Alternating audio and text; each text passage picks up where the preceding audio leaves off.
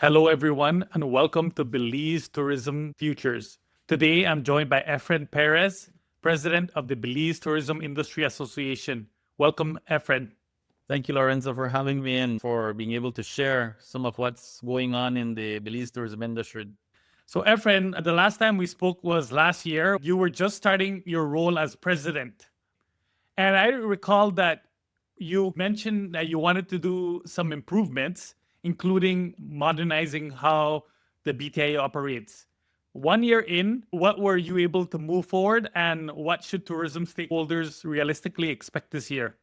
I think, when you look at it from that perspective, it's been certainly a year. It's been a very interesting year nonetheless. I think, there were a lot of challenges that we faced during the course of the year and a lot of opportunities that we explored. I think that one of the things that we have worked towards since last year is really to enhance the way we communicate with all our stakeholders. Really bringing forward what BTIA is doing in terms of, enhancing the guest experience countrywide, marketing opportunities that we've been working on in terms of our relationship regionally, and also some of the training activities that we've been able to roll out. I think all of those combined have really given us a launch pad for this year in terms of really seeking even greater opportunities that we would be able to explore, where we would be able to continue to enhance the services that we offer to our general membership, and also to explore new avenues that we would be able to really start to put a little bit more focus on. Last year, you traveled across Belize, meeting with various tourism stakeholders. What were some of the challenges that you kept hearing over and over? There's a number of issues that we've seen across the different destinations that we have in Belize. As you know, we have 10 different chapters across the country, which allows us to have eyes and ears in these destinations, looking at particular issues that are impacting those destinations. And so all of them are unique. All of them have a different set of challenges that they are working on. But I think recurrent throughout all the destinations, one of those issues that we are still working on, and we're hoping to get some leadway this year, is the issue of the garbage within destinations. Really collaborating with the stakeholders responsible for these initiatives, for us to be able to find solutions that would work. Another of the key issues that have been impacting a lot of the beach properties is the sargassum. Last year, I think we had one of the record years in terms of sargassum that really impacted Belize and surely impacted a lot of hotels. And so those are two of the key recurrent ones that we have that I can tell you. Apart from that, we have other areas in terms of border entry that we've been working on successfully. I can say that I'm very pleased with the government in terms of the removal of the fees for Mexicans coming into Belize. That opens the door for tourism in Belize in terms of exploring that emerging market. So those are some of the actions that I can say are really impactful. It's not the only ones that we work on. There are a number of items that we work on throughout the year.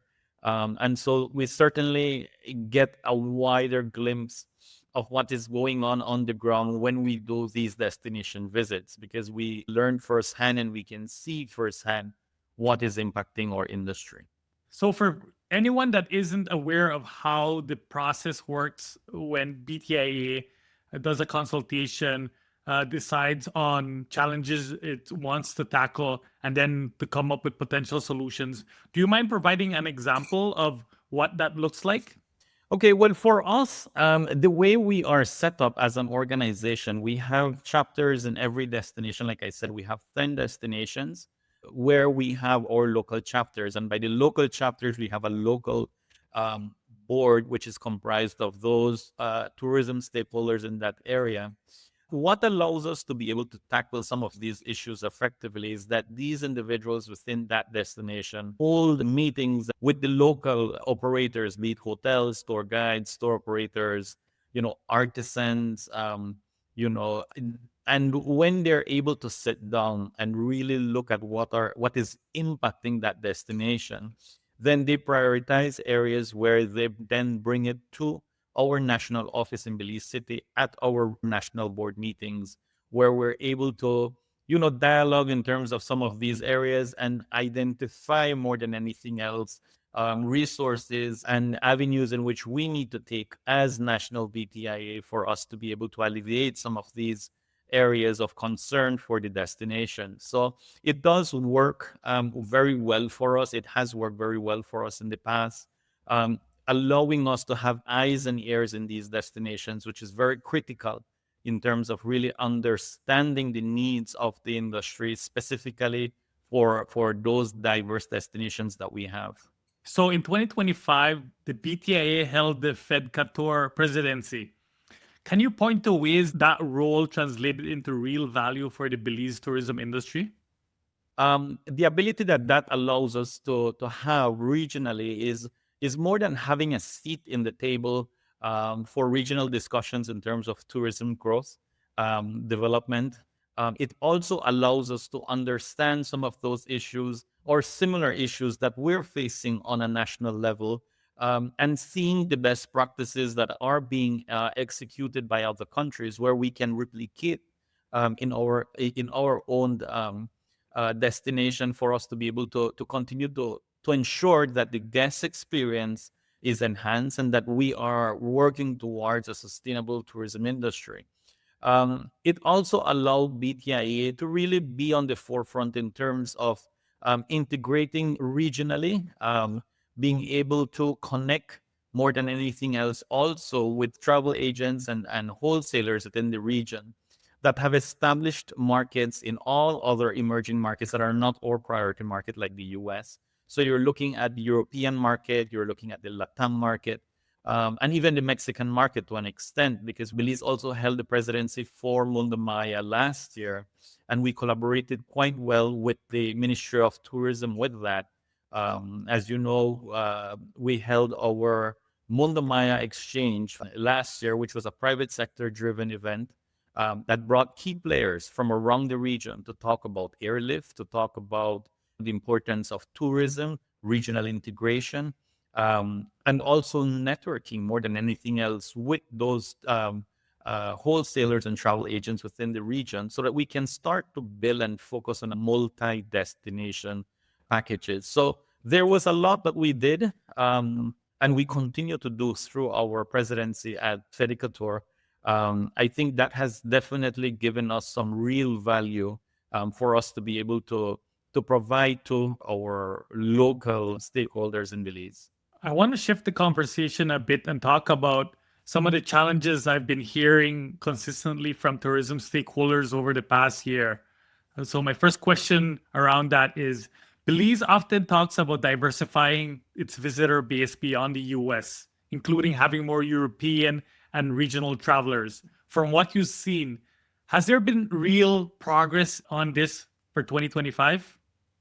I think there has been certainly progress made. It's not a significant number when it comes to the emerging markets like Europe, Latam, and Mexico, but certainly there has been growth.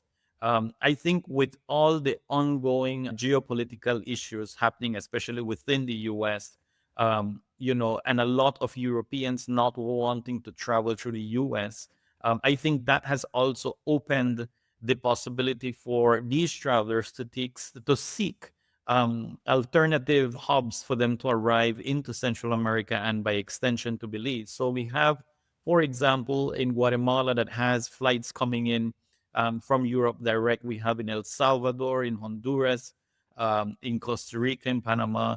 And so the ability that Belize is seeing is that because we have direct flights out of Guatemala and out of Panama at the moment, and even out of Honduras through Tropic Air, that provides us really a window of opportunity for these travelers to be able to come and explore Belize, on a different route than going through the US. Certainly, the statistics have also shown the growth. Like I said, it is not a significant growth comparable to our main market, which is the US. But certainly it is a growing market. It is a market of interest that we need to keep our eyes on. And I know that from the Belize Tourism Board, there are efforts being made throughout 2025 in terms of really doing a lot more marketing into the Latam market, into the European market, and also into the Mexican market. And so all of those combined efforts will certainly be able to give us success in the coming months. Obviously, as you're quite familiar, when you do marketing, it's not an overnight thing. And so certainly I am quite positive of the responses that we'll be getting later on this year. Over 75% of properties in Belize have less than 10 rooms. And as you know, this realistically shapes the type of tourists that Belize can attract. What do you think government could do differently to encourage private investment in more mid-range options? Well, that's a really good question, and I think that the uniqueness of the hotels that we have certainly worked very well for Belize in terms of really securing the U.S. market and attracting travelers to come to the country.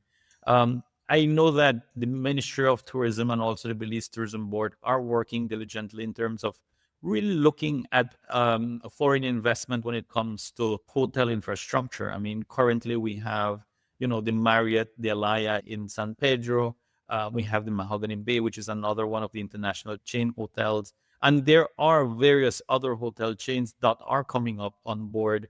And again, that signals that there is quite a lot of interest in terms of the Belize tourism product.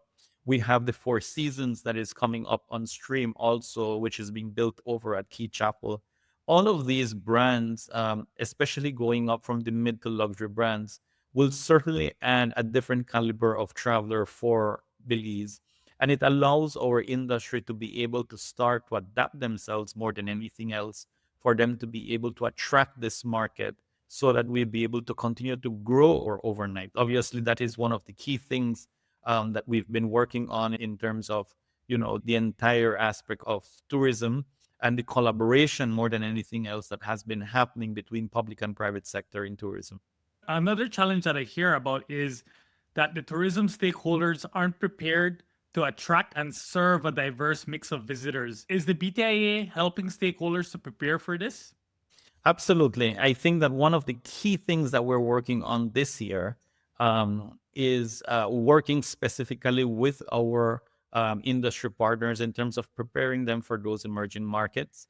We've partnered with the Belize Tourism Board this year for us to be able to execute trainings that are going to be specific to different target markets for hotels to be able to be prepared in terms of the tools necessary to cater for these markets. I think that apart from just going to these destinations and marketing to them and making sure that the traveler is familiar with Belize, it is also important to really prepare those stakeholders on the ground for them to be able to meet the demands of these travelers, be it through pricing, be it through seasonality that we might have, be it through the preparation of marketing materials to attract them. In terms of having, for example, just using an example in Mexico, in Latam, having all marketing materials in Spanish to really give them the information necessary in their language for them to be able to really understand what these properties are offering.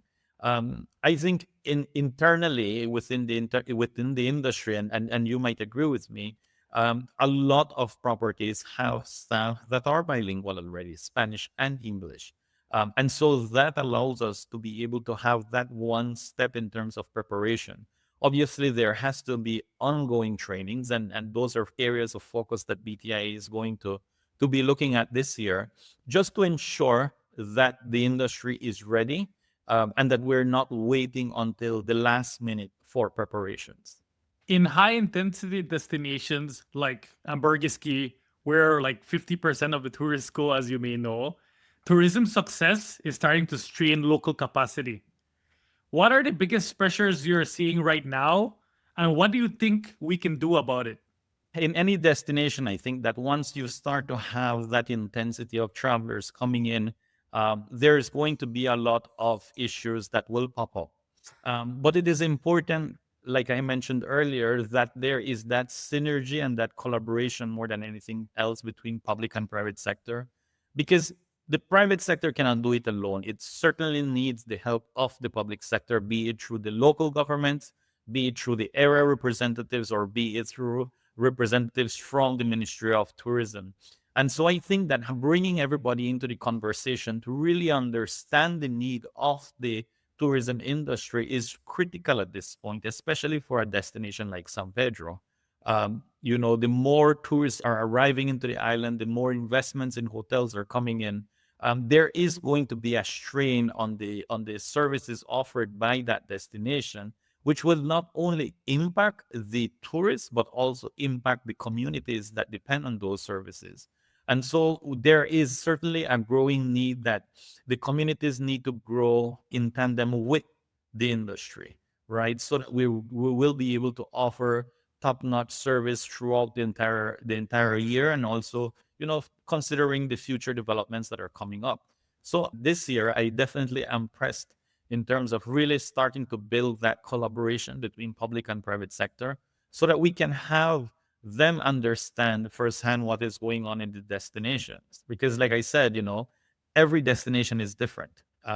So what San Pedro might need is not what Punta Gorda needs, right? And it might not be what Kikoker is looking for.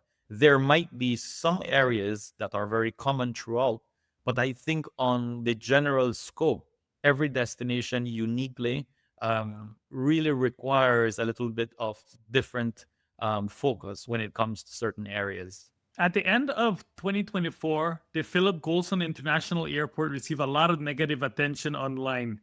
I think it was like an article by Islands Magazine that rated the Philip Goldson International Airport as the worst in Central America. From your perspective, did things improve in 2025? Again, I tell you, I think that there needs to be greater collaboration when it comes to these entities, for them to fully understand the need of the tourism industry. The industry is growing. And by growing, I also mean that we've also seeked and saw an increase in terms of long haul flights, or additional flights coming in from the US and Canada. We just recently in December had Air Canada starting to land in the night, which is not traditionally the focus of how the airport operates. But as any given airport, airports don't close down. Airports operate 24/7, especially like you mentioned in high intensity destinations. We're probably not there as yet, but we need to be able to adapt to these changes of the tourism industry because it is dynamic. And so as we continue to grow and as we continue to see greater flights coming in, which the Ministry of Tourism and BTP are working on, then we need to also adopt the infrastructure in place for us to be able to have that comfort for guests coming in, the effectiveness of processing travelers.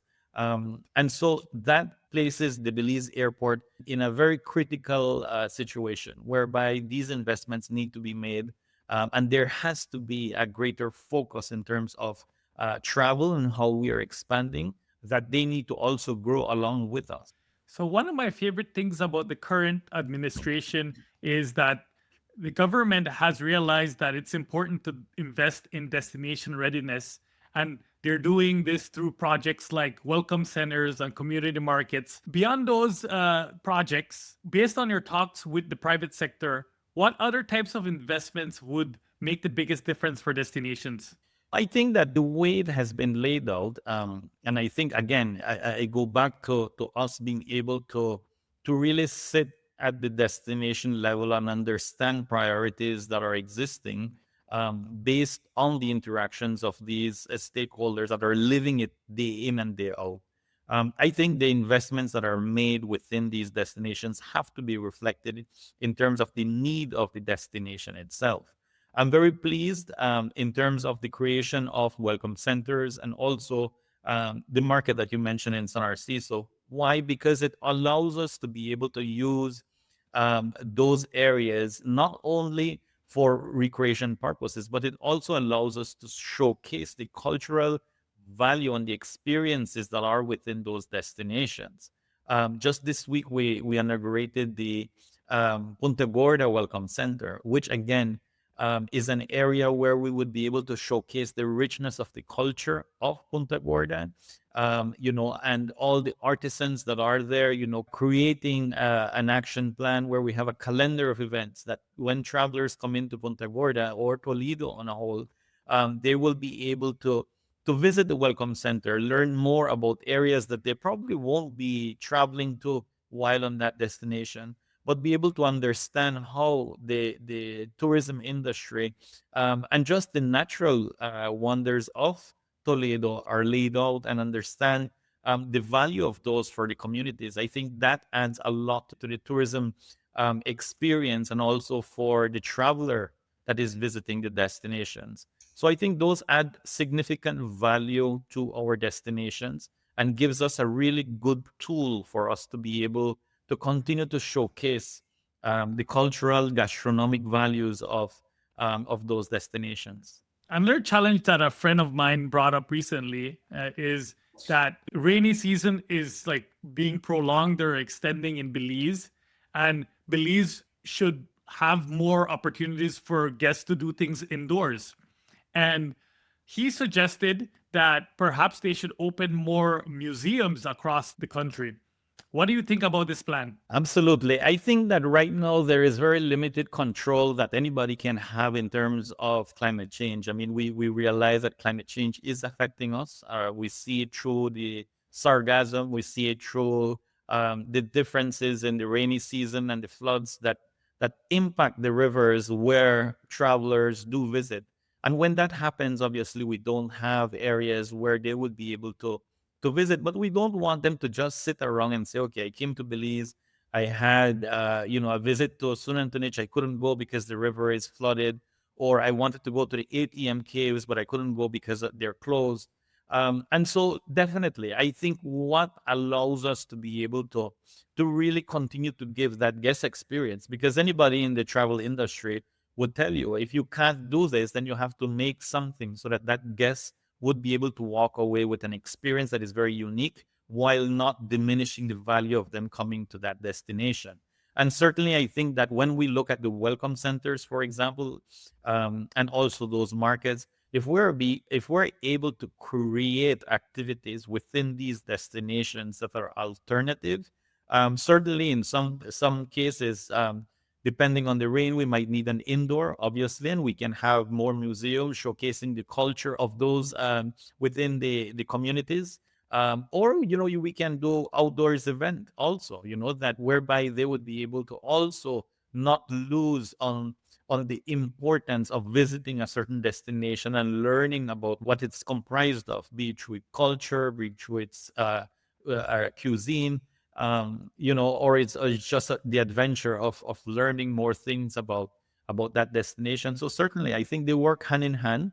There certainly has to be greater investments in terms of infrastructure for us to be able to house that. It's not all destinations that have a welcome center or an active welcome center. And I think those are little dynamics that we have to continue to work with.